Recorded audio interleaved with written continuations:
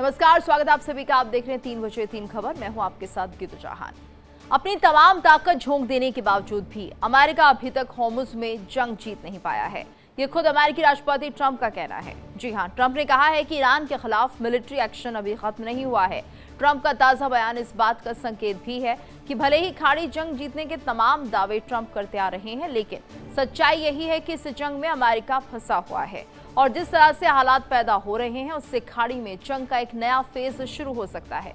इससे पहले अमेरिकी सेंट्रल कमांड यानी सेंटकॉम ने एक बड़ा दावा किया था। सेंटकॉम कमांडर ब्रैड कूपर ने दावा किया था अमेरिकी सेना ने स्ट्रेट ऑफ हॉर्मुज की अंतर्राष्ट्रीय शिपिंग लेन में बिछाई गई समुद्री माइंस को साफ कर दिया है। उनके मुताबिक ये माइंस महीनों पहले ईरान की इस्लामिक रेवोल्यूशनरी गार्ड कॉर्प्स यानी IRGC ने बिछाई थी। कूपर ने इसे बेहद चुनौतीपूर्ण और खतरनाक ऑपरेशन बताया, जिसमें नौसेना, सेना और वायुसेना की ताकत एक साथ इस्तेमाल हुई। लेकिन ईरान का साफ कहना है कि अमेरिका के इस दावे में दम है तो होर्मुज से जहाजों की आवाजाही ठप है। ईरान का कहना है कि होर्मुज तभी खुलेगा जब अमेरिका अपने वादों को पूरा करेगा और इस तरह होर्मुज को लेकर जिस तरह से अमेरिका दावा कर रहा है और ईरान उन दावों की धज्जियां उड़ा रहा है, आने वाले दिनों में जंग का मोर्चा खुलना तय है। तो देखिए, जिस तरह से अमेरिका ने दावा किया है होर्मुज से बारूदी सुरंगों को हटाने की बात कही जा रही है और ईरान ने पलटवार किया है कि अमेरिका के जो दावे हैं वो हवाई होते हैं। तो हालांकि लगातार अमेरिका पूरी ताकत के साथ ईरान पर दबाव बनाना चाहता है, होर्मुज में जंग जीतना चाहता है, लेकिन ऐसा हो नहीं पाया और ये खुद अमेरिकी राष्ट्रपति ट्रंप का कहना है। ट्रंप ने कहा है कि ईरान के खिलाफ मिलिट्री एक्शन अभी खत्म नहीं हुआ है। ट्रंप का ताजा बयान इस बात का संकेत है कि भले ही खाड़ी जंग जीतने के तमाम दावे ट्रंप करते आ रहे हैं, लेकिन सच्चाई यही है कि इस जंग में अमेरिका फंसा हुआ है और जिस तरह से हालात पैदा हो रहे हैं उससे खाड़ी में जंग का एक नया फेज भी शुरू हो सकता है। तो इससे पहले अमेरिकी सेंट्रल कमांड यानी सेंटकॉम ने एक बड़ा दावा भी किया था और उसमें कहा जा रहा था कि अमेरिकी सेना ने स्ट्रेट ऑफ हॉर्मुज की अंतर्राष्ट्रीय शिपिंग लेन में बिछाई गई समुद्री माइंस को साफ कर दिया है। तो अमेरिका ने ये बड़ा दावा जो किया, लेकिन जो हालात है वो उससे अलग थे। उनके मुताबिक ये माइंस महीनों पहले ईरान के इस्लामिक रेवोल्यूशनरी गार्ड कॉर्प्स ने बिछाई थी। कूपर ने इसे बेहद चुनौतीपूर्ण और खतरनाक ऑपरेशन बताया था, जिसमें नौसेना, सेना, वायुसेना की ताकत का इस्तेमाल हुआ था। लेकिन ईरान का साफ कहना है कि अमेरिका के इस दावे में दम है तो होर्मुज से जहाजों की आवाजाही ठप क्यों है। और ईरान का कहना है कि होर्मुज तभी खुलेगा जब अमेरिका अपने वादों को पूरा करेगा, यानी कि जिस तरह से बारूदी सुरंगें होर्मुज में बिछाई जा रही है, दावे किए गए थे ईरान की तरफ से, वो अभी भी बरकरार है। वहीं अमेरिका की तरफ से कहा जा रहा है कि उन्होंने इन सभी बारूदी सुरंगों को हटा दिया है और ऐसे में खतरा नहीं है। लेकिन चुनौती ईरान की तरफ से आ रही है कि अगर वाकई आपको ऐसा लग रहा है तो कोई भी जहाज यहाँ से आवाजाही करके दिखाए। और ऐसे में अभी कोई रिएक्शन अमेरिका के सामने नहीं आता है, लेकिन स्ट्रेट ऑफ हॉर्मुज जिस तरह से अमेरिका के लिए गले की फांस बन चुका है, ट्रंप के लिए एक बड़ी चुनौती हॉर्मुज बन चुका है।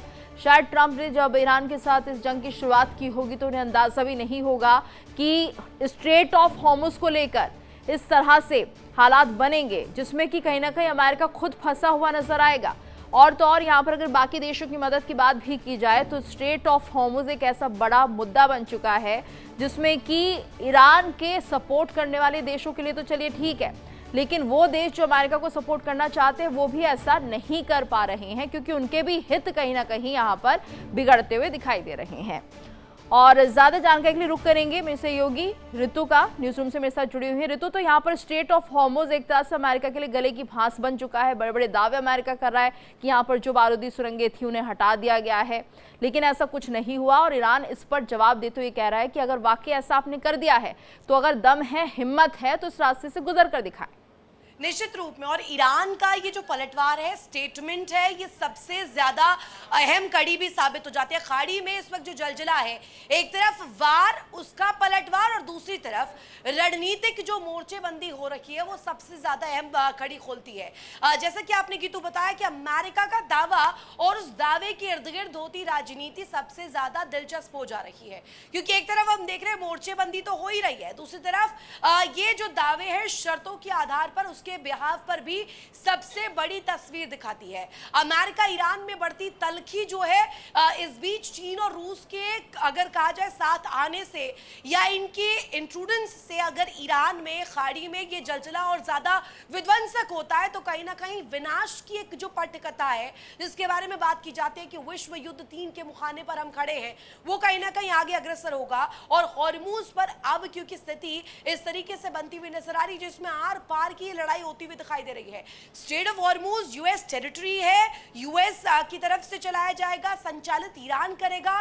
कैसे कमर्शियल जहाजों की यहां से आवाजाही होगी, कैसे रेगुलेशन होगा, ये तमाम वो पैमाने हैं जहां अब ईरान कह रहा है कि शर्तें जब मान ली जाएंगी, कॉम्प्रोमाइजल स्टेट बन जाता है, तभी जाकर स्ट्रेट ऑफ हॉर्मूज को लेकर, लेकिन ये सबसे ज्यादा अहम हो जाता है। ये तो बिल्कुल। और ऐसे में अब जिस तरह के हालात बने हुए हैं और कहीं ना कहीं अब ईरान ये चाहता है कि 2029 तक ऐसे हालात बने। यहाँ पर जिस तरह से अपनी शर्तों को लेकर ट्रंप दावे कर रहे थे कि हम किसी भी तरह से ईरान को झुका लेंगे या अपने दबाव में किसी भी तरह से हम ईरान को ले लेंगे, वैसा होता हुआ दिखाई नहीं दे रहा है। बल्कि अब ट्रंप के लिए ही मुश्किलें और बढ़ती हुई दिखाई दे रही हैं। आने वाले कुछ महीनों में चुनाव भी होने हैं, ऐसे में ट्रंप के लिए चुनौती और मुसीबतें ज्यादा दिख रही हैं। ऋतु, निश्चित रूप में ट्रंप क्योंकि अब पूरी तरीके से गिर गए हैं। अभी आपने एक ताज़ा पोस्ट ट्रूथ सोशल पर भी देखा होगा, ट्रूथ सोशल पर कैसे उन्होंने एक प्रेसिडेंशियल जो है रैंकिंग जारी की है। उस रैंकिंग में भी खुद को डोनाल्ड ट्रंप ने सबसे सर्वश्रेष्ठ बताया है, अग्रणी बताया है और सबसे अव्वल दर्जे का प्रेसिडेंट अभी तक करार दिया है।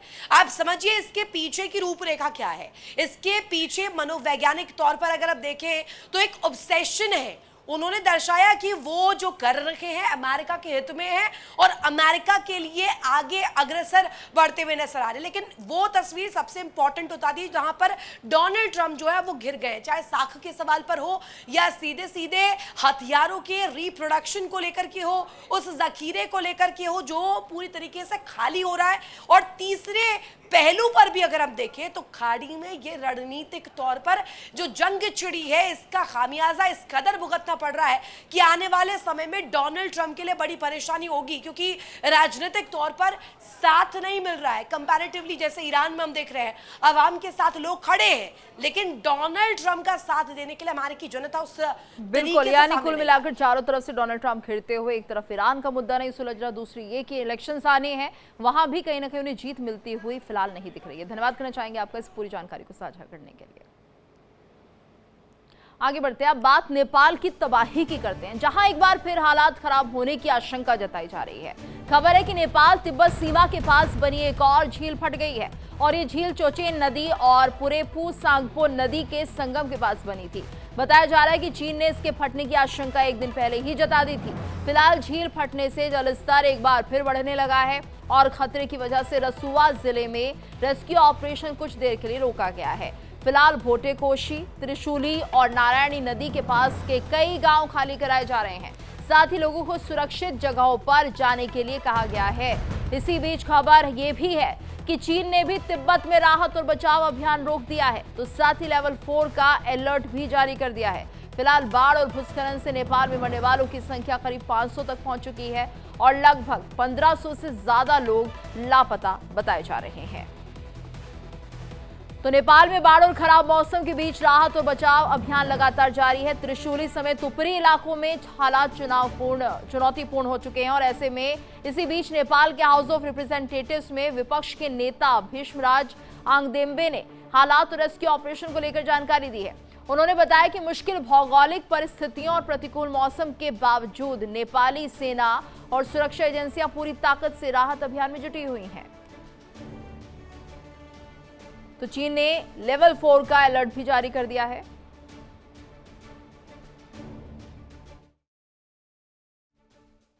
यहाँ का जो भौगोलिक बनोट है ना, ये सब के लिए भी ऊपर जाने के लिए भी ये मौसम भी अच्छा नहीं है, फिर भी हमारा सब ये हेलीकॉप्टर, हमारा सेना और सब हम सब लगे रहे हैं यहाँ पर है। इसलिए हम भी चाहते हैं कि आप लोग सब ये सब आपका शुभेच्छा हम चाहते हैं और आपका सब लोगों के सब सहयोग भी आप चाहते हैं। आप जितना भी आप लोग कर सकते हैं अपने अपने प्लेस से, हम से, वो सब कीजिए।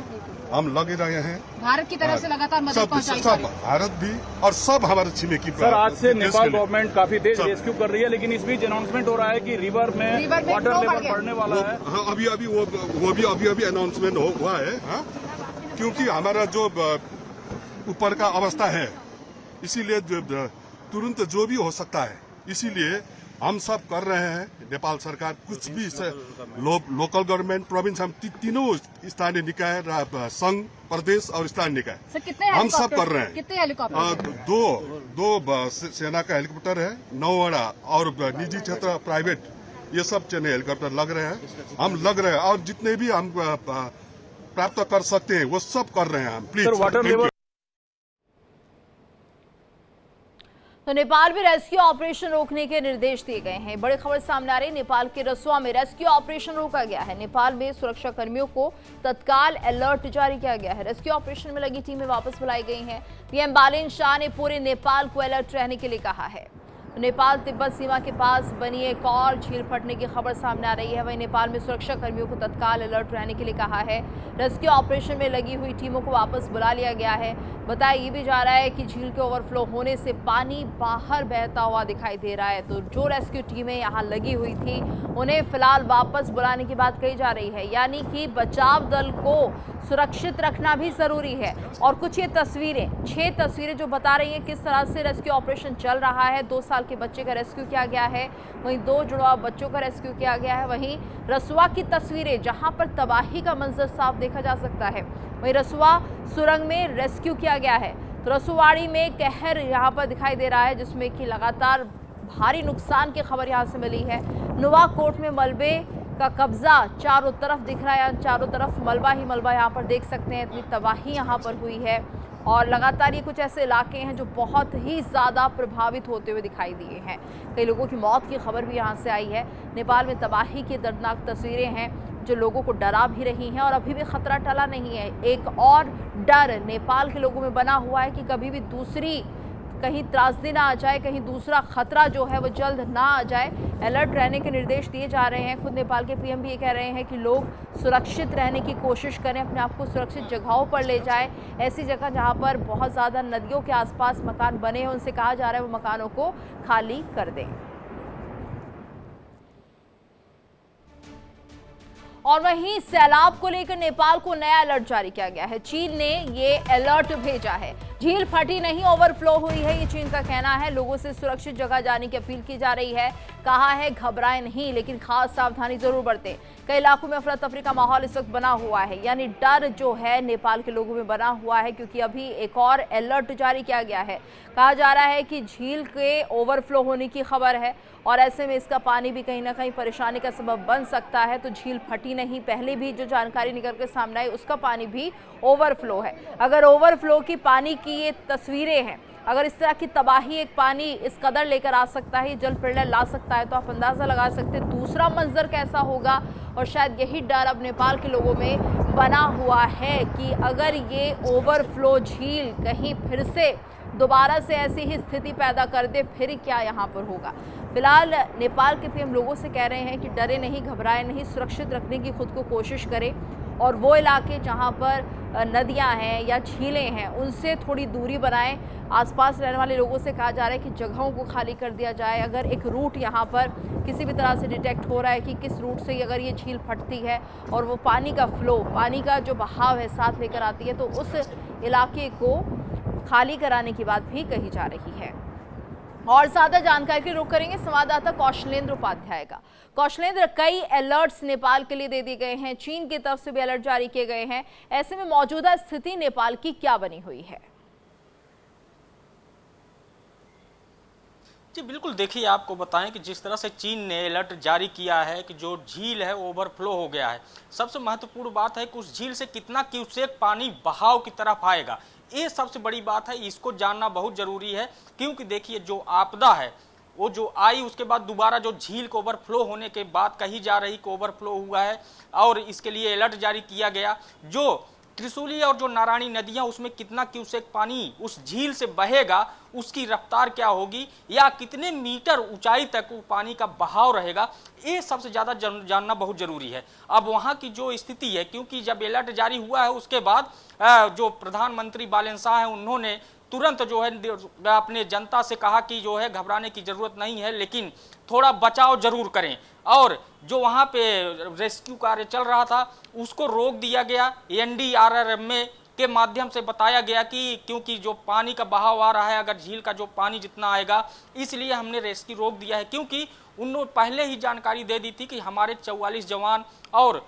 करीब जो है 22 सिपाही इस बहाव में लापता हैं। अभी उनसे कोई संपर्क नहीं हो पाया और उसके लिए अभी तक कोई ऑफिशियली जो है बयान भी जारी नहीं हुआ है। अब सबसे बड़ी बात है कि अगर एक दोहरी मार नेपाल पे पड़ती है, इसका असर कहां तक जाएगा? ये असर क्या नेपाल के कुछ ही इलाकों तक रहेगा या फिर और भी भयावह स्थिति होगी? क्योंकि देखिए, जिस स्थिति से नेपाल अभी उभरा है, उसके बाद अब जो रेस्क्यू कार्य शुरू हुआ था, कम से कम ये पता चल जाता, एक आकलन हो जाता, जिस तरह से पहले बताया गया कि करीब 12 लाख हजार करोड़ का नुकसान लगभग नेपाल को हुआ है। लेकिन अभी ये आंकड़े सिर्फ एक जो है मौखिक रूप थे, कोई ऑफिशियली ऐसा नहीं था।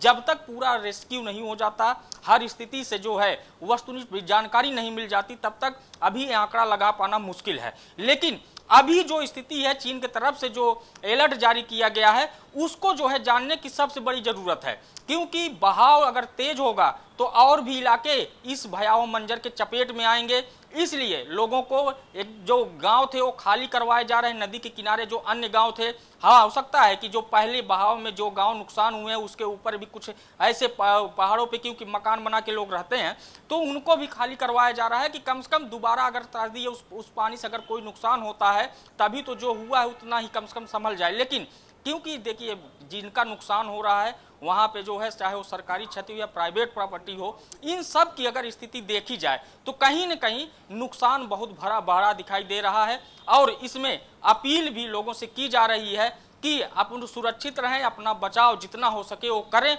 बाकी सरकार जो कर पा रही है उसके लिए वो तत्पर है।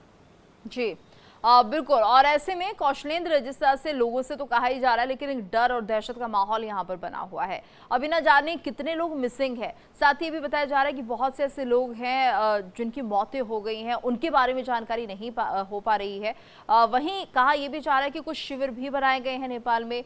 भारत भी लगातार मदद कर रहा है। भारत की अगर हम बात करें तो किस तरह से मदद फिलहाल पहुंचाई जा रही है और जो भारतीय नेपाल में फंसे हुए हैं उन्हें लाने के लिए क्या कुछ व्यवस्थाएं की गई है? जी बिल्कुल, देखिए आपको बताएं कि लगभग 47.5 टन मदद, जो दवा और जो जरूरी सामान है, वो भारत सरकार की तरफ से कल ही पहुंचा दिए गए थे सेना के माध्यम से। और वहां जो सेना है, हमारी सेना भी वहां काम कर रही है, रेस्क्यू में शामिल है उनके, और जो हमारे लोग हैं, जो भारत के लोग हैं, उनको भी बचाने का काम किया जा रहा है। सुबह की अभी तक जो स्थिति आई थी वो बताया गया कि लगभग 84 लोगों को बचाया जा चुका है। हाँ, अभी कुछ लोग लापता हैं जिनसे संपर्क नहीं हो पा रहा है, उनसे भी संपर्क करने की कोशिश की जा रही है। लेकिन जिस स्थिति में ये अलर्ट जारी हुआ है, अभी ये कह पाना मुश्किल है कि आखिर में उनसे संपर्क क्या होगा और हम कितने और लोगों को बचा पाएंगे। अभी जो स्थिति है वो सुबह की जो आंकड़े बता रहे हैं वही अभी तक पता चल पाया है। लेकिन जितने लोग गायब हैं, लगभग 300 लोगों को से अभी संपर्क नहीं हो पा रहा है, जो कि भारतीय हैं और कई राज्यों के लोग हैं। क्योंकि नेपाल एक पर्यटन स्थल और धार्मिक स्थल दोनों है, तो कहीं न कहीं भारी संख्या में लोग वहां जाते हैं। और इस स्थिति में क्योंकि संपर्क टूटना, अगर कहीं संपर्क हो गया तो ये पता चल जाता है कि हाँ किस जगह पे है, तो वहां पे जरूर रेस्क्यू टीम पहुंच के उनकी मदद कर रही है। धन्यवाद कौशलेंद्र इस पूरी जानकारी की। तो फिलहाल लोगों से अलर्ट रहने के लिए कहा जा रहा है कि थोड़ी सी अपनी सावधानी बरतें, क्योंकि खतरा अभी टला नहीं है। आगे बढ़ते हैं। भाई बहन के पवित्र प्रेम का प्रतीक त्योहार रक्षाबंधन पूरे देश में धूमधाम से मनाया जा रहा है और इस मौके पर उत्तर प्रदेश के मुख्यमंत्री योगी आदित्यनाथ ने लखनऊ में स्नेह बंधन कार्यक्रम में हिस्सा लिया और स्कूली बच्चों के साथ रक्षाबंधन का त्योहार मनाया। बच्चों ने सीएम को राखी बांधी और इस कार्यक्रम का हिस्सा बनकर अपनी खुशी जाहिर की। कार्यक्रम के दौरान स्कूली बच्चों ने ऑनलाइन प्लेटफॉर्म के जरिए मुख्यमंत्री से बात की और उन्हें रक्षाबंधन की शुभकामनाएं दी। स्टूडेंट्स ने सीएम से जुड़ने और इस खास मौके का हिस्सा बनने पर खुशी जताई। इस बातचीत से कार्यक्रम में एक अपनापन आ गया। बच्चों ने सीएम को त्योहार की बधाई दी और योगी आदित्यनाथ ने भी उनसे खूब बातें की। तो तस्वीरें हैं स्नेह बंधन की। सीएम योगी ने बच्चों के साथ इस पावन त्योहार को मनाया है। लखनऊ से तस्वीरें सामने आ रही हैं और ज्यादा जानकारी के रुख करेंगे ब्यूरो हेड सुशील तिवारी का। सुशील जी, देखिए तो जिस तरह से ये काफी खूबसूरत तस्वीरें सामने आ रही है लखनऊ से, हम देख रहे हैं सीएम योगी भी बहुत खुश हैं और जो बच्चे उन्हें राखी बांध रही हैं वो भी बहुत खुश नजर आ रही हैं। तो भाई बहन के प्रेम का ये प्रतीक त्योहार रक्षाबंधन काफी धूमधाम से हम कह सकते हैं मनाया जा रहा है। बिल्कुल गीतू, जिस तरह योगी जी ने स्नेह बंधन कार्यक्रम में बच्चियों से राखी बंधवाई, उन्हें उपहार भी दिए, तो ये कहीं ना कहीं उनका जो प्रेम था बच्चों के प्रति वो दिख रहा था। बच्चों के बीच में सेल्फी खिंचा रहे थे वो, और बहुत खुश नज़र आ रहे थे। और योगी जी के साथ बच्चे भी बहुत अच्छा महसूस कर रहे थे। लगातार राखियाँ बच्चियाँ बांध रही थीं और उनके साथ में खूब बातें भी कर रही थीं। और स्नेह बंधन कार्यक्रम में जो स्कूली बच्चे थे वो लगातार योगी जी से कहीं फ़ोटो खिंचाने में लगे हुए थे, कोई सेल्फी ले रहा था, यहाँ तक कि योगी जी ने खुद भी सेल्फी ली। तो ये जो माहौल था बहुत ही अच्छा माहौल था, सौहार्दपूर्ण माहौल था, क्योंकि जो रक्षाबंधन पर्व है, भाई बहन का त्यौहार है, इसको लेके योगी जी ने जिस तरह का संदेश दिया है ये बहुत बढ़िया संदेश है। और एक बात और भी है, उसमें कुछ अनाथालय के बच्चे भी थे जिनका कोई नहीं है, उनको भी योगी जी ने बहुत प्यार किया, उनको सम्मान दिया। उन लोगों ने, बच्चों ने राखियाँ बांधी योगी जी को। तो ये जो अनाथालय के बच्चे थे उनके साथ में जिस तरह योगी जी ने आज समय व्यतीत किया, उससे लगा उन बच्चों को कि हमारा भी कोई है और प्रदेश का मुख्यमंत्री है जो हमारे साथ खड़ा हुआ है। क्योंकि योगी जी लगातार हर वर्ग के लिए काम कर रहे हैं, चाहे अनाथ हों, चाहे जो और बच्चे हों और युवा हों, तो हर व्यक्ति के लिए काम कर रहे हैं। अभी 60 वर्ष के ऊपर जो महिलाएं, उनको भी एक बड़ी सुविधा दी है, वो भी अब बसेस में आजीवन यात्रा करेंगी। तो ऐसे में योगी जी की पहल रहती है कि हर व्यक्ति को कहीं ना कुछ उपहार दिया जाए और हर जिले में सौगात दी जाए, प्रदेश का विकास किया जाए। और बच्चे जो कि भविष्य हैं उत्तर प्रदेश के, तो उनको भी कहीं ना कहीं एक अच्छा मौका मिले और अच्छे प्लेटफार्म पे वो अपनी जो प्रतिभा का प्रदर्शन कर सकें। तो तमाम जो मौके हैं योगी जी दे रहे हैं, लगातार प्रदेश का विकास भी कर रहे हैं। जी बिल्कुल। और हम ये भी देख रहे हैं सुशील जी, जिस तरह से सीएम योगी आदित्यनाथ ने रक्षाबंधन के इस पावन पर्व पर बहनों के लिए यूपी सरकार की तरफ से ये विशेष कह सकते हैं ऑफर है या एक तरह से योजना है कि कम से कम रक्षाबंधन के इस पर्व के 3 दिनों तक बहनों को मुफ्त बस सेवा दी जा रही है। यानी वो और उनके साथ अगर कोई जा रहा है रक्षाबंधन का पर्व मनाने के लिए एक जगह से दूसरी जगह, तो उनको ये ट्रैवल फ्री में रहेगा। और इससे बड़ा तोहफा भी शायद सीएम की तरफ से नहीं हो सकता उन बहनों के लिए।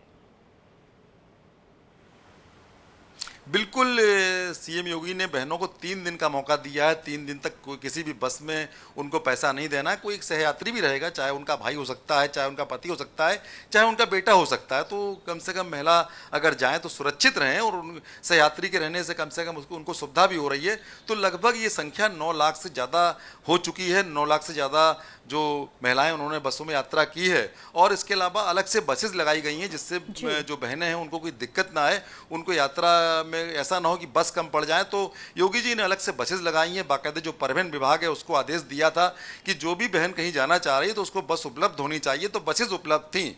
और इसके अलावा जिस तरह 9 लाख बहनों ने अब तक यात्रा की है, और ये जो सुविधा है कल रात तक चलेगी, तो कल रात 12 बजे तक बहनें अपने घर से लौट सकती हैं। आज जिस तरह वो रक्षाबंधन अपने घर मौजूद हैं, अपने भाइयों के पास मौजूद है। भाइयों के जब घर से कुछ तस्वीरें सामने आ रही हैं लखनऊ से, जहां पर सीएम योगी इन अनाथ बच्चों के साथ रक्षाबंधन स्नेह बंधन के तौर पर मना रहे हैं, और वहीं प्रदेश की बहनों को भी कुछ खास उपहार वो दे रहे हैं। धन्यवाद करना चाहेंगे आपका इस पूरी जानकारी को हम तक साझा करने के लिए।